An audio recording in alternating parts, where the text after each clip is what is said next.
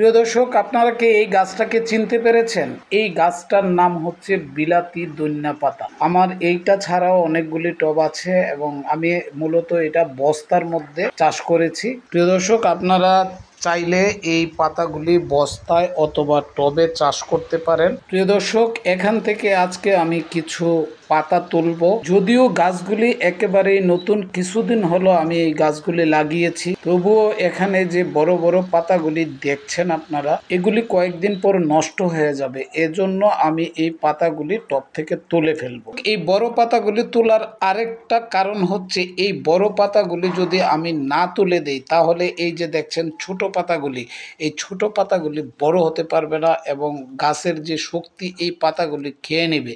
এই জন্য বড় পাতাগুলি আমি তুলে ফেলবো যেন ছোট পাতাগুলি বড় হতে পারে। গাছের গোড়াটা আছে, এই গোড়া থেকে এরকম একটা নাইফ নিয়ে বা ব্লেড নিয়ে আপনি এই গোড়া থেকে ধরে এটা এভাবে কেটে নেবেন।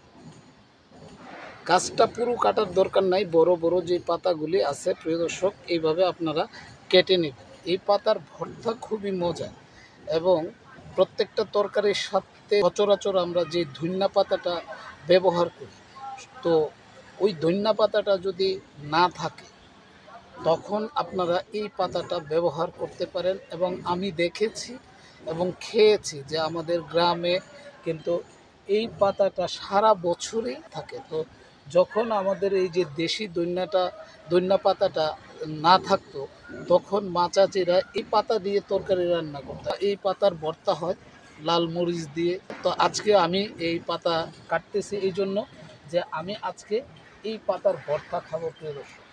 যদি বীজের ব্যবস্থা আপনাদের কাছে না থাকে প্রিয় দর্শক, তো বাজার থেকে যে গাছ পাওয়া যায় এই শিকড় সহ গাছগুলি এনে পাতাগুলি রেখে আপনারা লাগিয়ে দিবেন টবের মধ্যে, তাহলে দেখবেন হয়ে যাবে।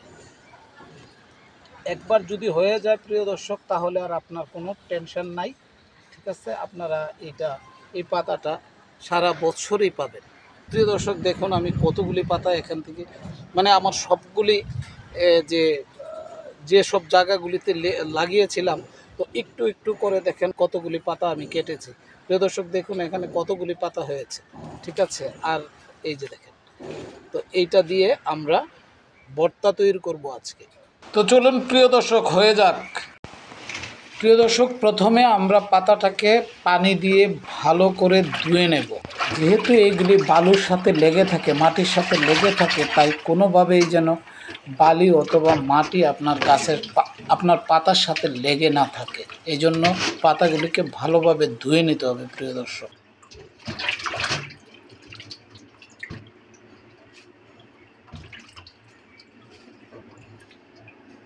প্রিয় দর্শক, এখানে দেখুন মরিচ ভাজা রেডি। এভাবে যদি আপনি মরিচকে ভেজে নেন তাহলে আপনার যে ভর্তাটা খুবই ভালো হবে, সুগন্ধি হবে। প্রিয় দর্শক, এবার ভর্তা বানানোর পালা।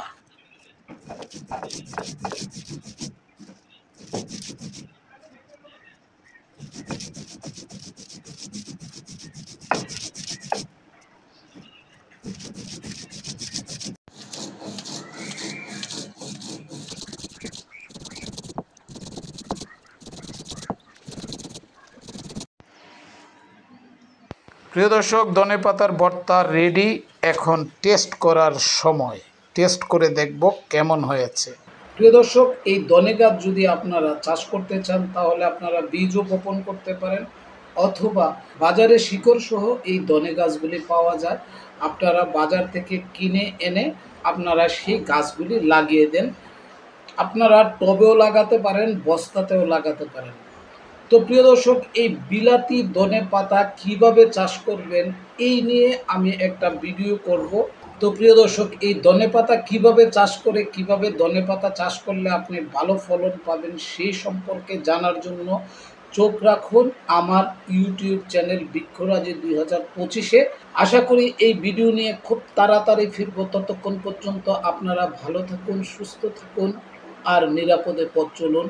আল্লাহ হাফেজ।